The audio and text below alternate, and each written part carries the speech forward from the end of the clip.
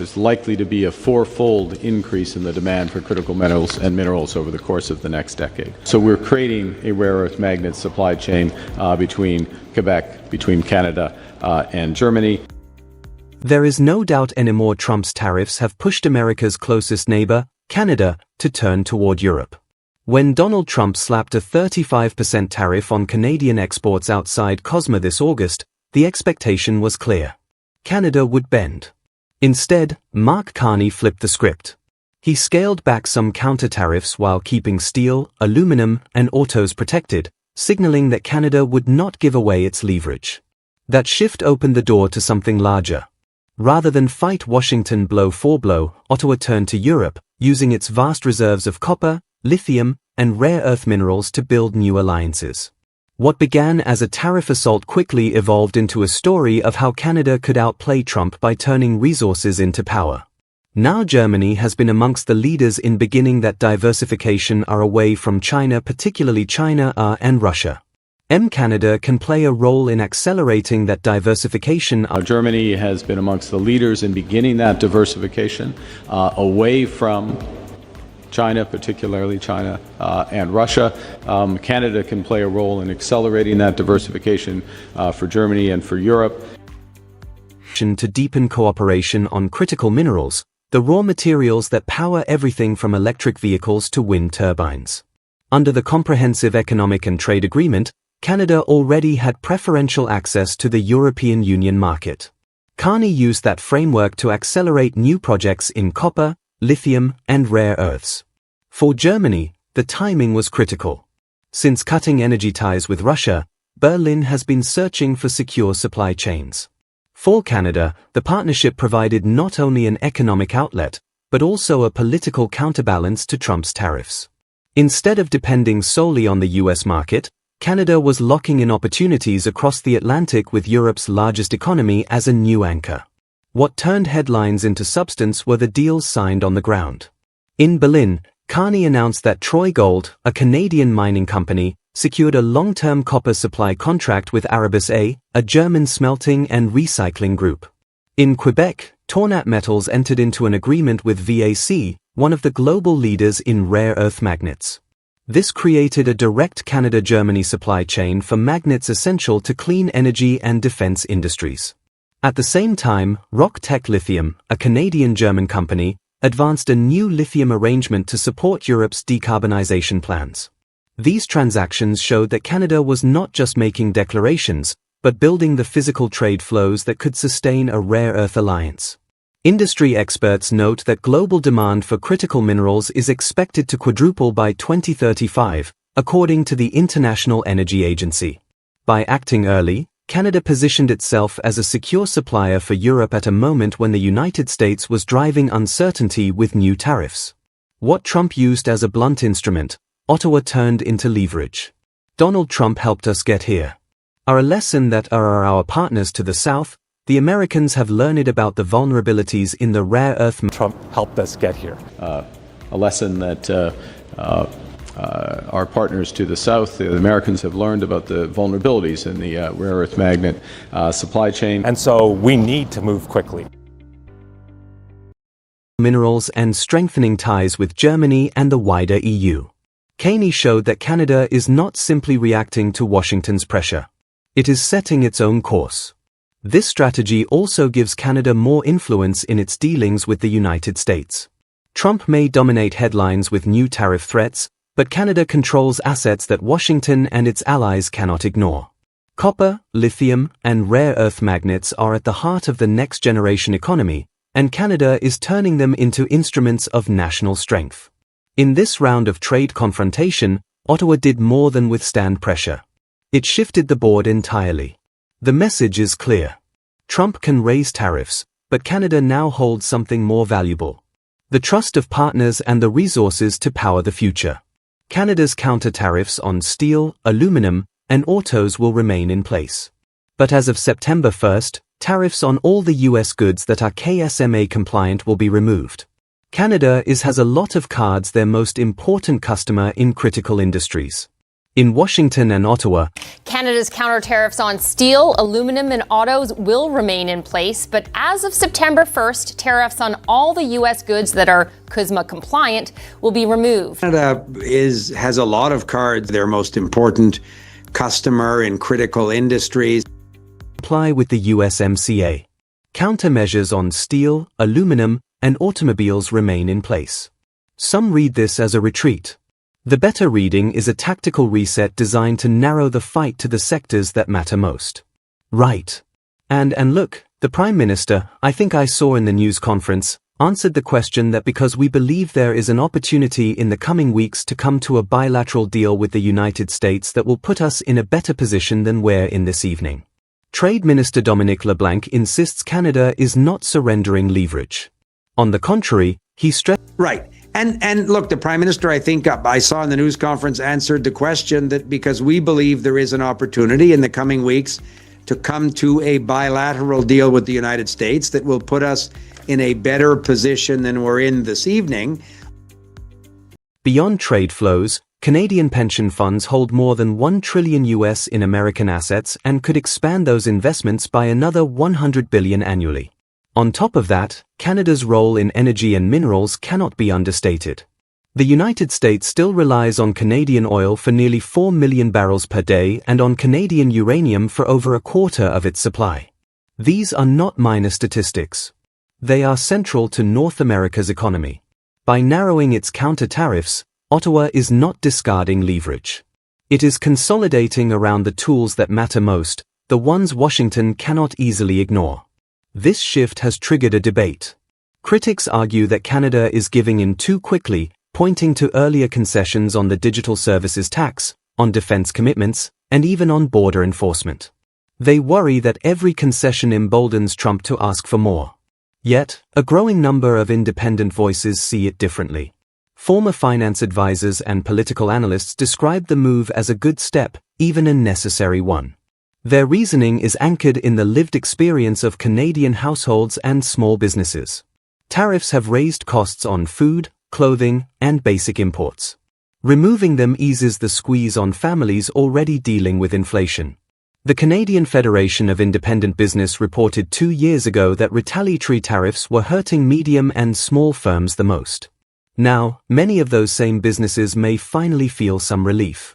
At the same time, the government has taken away an argument Trump often uses that Canada does not respect the very agreement it signed. With an executive order, Washington confirmed that USMCA-compliant goods would remain tariff-free.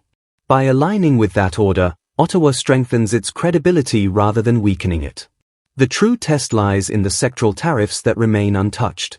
American duties on steel and aluminum are hitting Quebec and Ontario especially hard, and the auto tariffs are already straining assembly lines. These are the industries where integration across North America is deepest.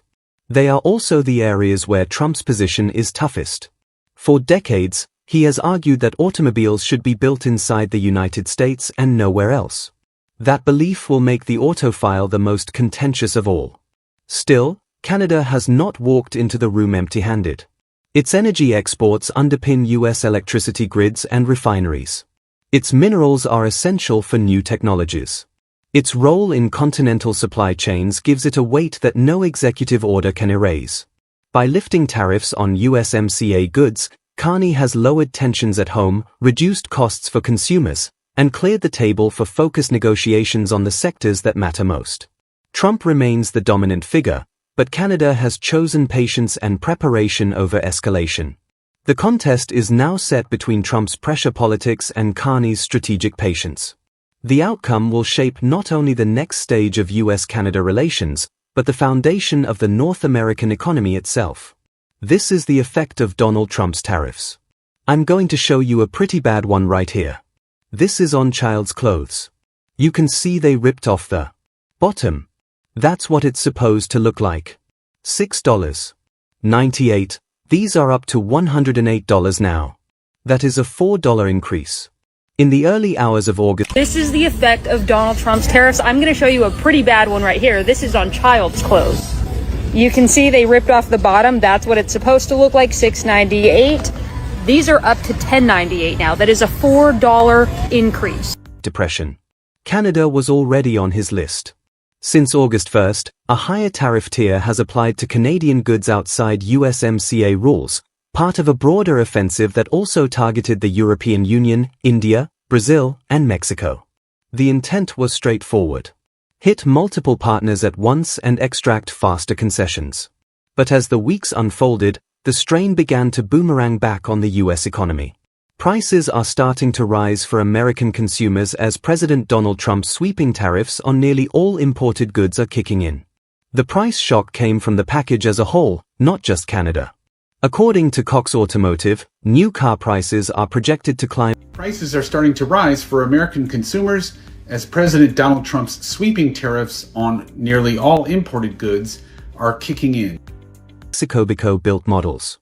Yale's Budget Lab estimates shoe prices will surge 40% and clothing 38% as tariffs on Vietnam and India squeeze global sportswear brands. Procter & Gamble confirmed in late July it will raise household product by single-digit percentages after months of trying to hold the line. Imported staples, olive oil from Europe, Brazilian coffee now under a 50% tariff, and aluminum from Mexico for beer cans are all climbing. Some importers initially absorbed the cost, but retailers warned thin margins won't hold. Walmart has signaled that higher shelf prices are inevitable, while smaller stores feel the pinch sooner.